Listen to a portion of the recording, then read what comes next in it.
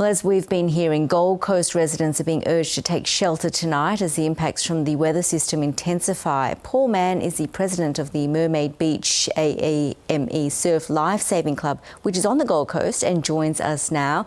Paul, thanks so much for joining the program. Can you tell us, what is the weather like where you are right now? Yeah, thank you for your time this evening. It's windy, blustery. It's probably it's getting there. It's a bit nerve-wracking because we know what's coming.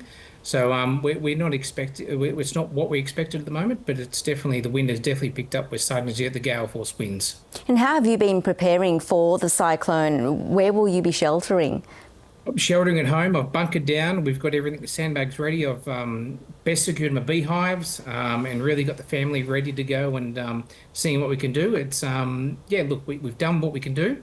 It's a matter of just the waiting game and just seeing what comes now with Mother Nature. And what about the rest of the community? Are most residents staying and going through the same experience as you are?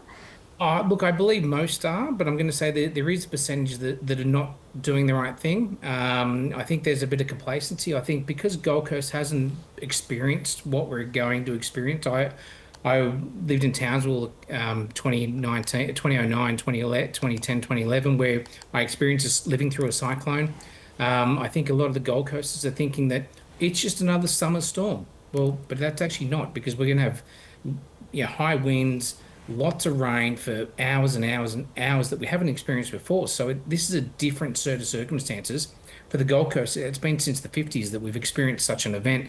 So I think definitely, I think the majority are doing the right thing. But as the Mayor earlier said today, there are some people who are doing the wrong thing. And it distresses me. I saw on the 7 o'clock news where some people are just doing the wrong thing by the beach and trying to get in the water and just being silly. Stay out of the water. There's storm surges.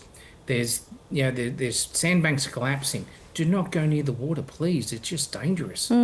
As for the Surf Lifesaving Club, how is it preparing for an event such as this? Look, we bunkered down. We've prepared best as we can. Our general manager from the Supporters Club, Dean, he's staying overnight there. He's actually bunkering down there because we don't know.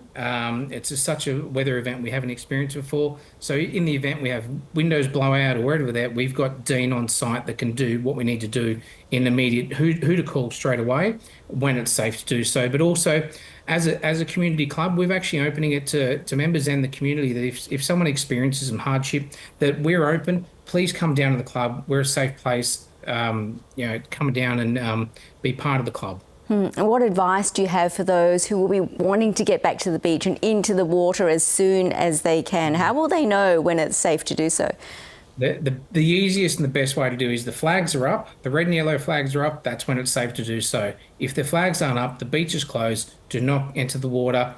It's unsafe at the moment. Really, there's so many hazards out there that if you're even walking, like one of the things that people walking by the beach when they normally think it's safe, at the moment it's not, because the storm surge the waves are so strong, they're coming up and they're getting people, knocking them off their feet, taking them into the water, creating hazards, and our first responders are having to respond. It's really dangerous. So please avoid the beach. Once the red and yellow flags go up, that's when it's safe to go to the beach. You've said you've experienced cyclone weather before. Tell us what that was like. Tell us a bit more about your experience and how you think this might compare. Oh, well, I was up in Townsville and I was working up there and living up there, and it was literally, the cyclone was coming, and I spent literally obsessing over the BOM website and the cyclone tracker, watching it hour by hour as it was coming. And it did a dog leg and I was living in Townsville, it avoided Townsville, did a dog leg, but the winds were up and we were there, and it was just like, I'm a bit probably weather nerd.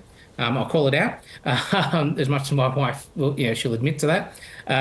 But yeah, I obsessed over it and really saw how the cyclone tracked, and then it can change. It just doesn't matter. Like, it's Mother Nature. It will change at the last minute that we don't expect. And the BOM do a great job, but sometimes it is Mother Nature. It will change as it does. Tell us a bit more about how you're all feeling and how long you think you'll be in this situation for. Look, we bunkered down. I follow the BOM, see what the BOM are telling us. It has slowed down, so we're expecting it. From when it was going to hit, it has delayed. I think with how its trajectory, like with its being slow, it's going to take a long time to pass. So I think it's not going to, it's moving at a slow rate. We're going to experience a lot of high winds, high rain for extended period of time, which puts pressure on the infrastructure, what we've had in place. So yeah, I think tomorrow night, Friday into Saturday, we're bunkering down. I think Saturday is going to be a challenging day. And I think really Sunday is maybe when we get an opportunity to see what's happened, see what the damage has caused, and then we just reassess an impact from there. Well, Paul Mann in Mermaid Beach, Gold Coast, thanks so much for talking to us, and do stay safe. Thank you. Stay safe, everyone.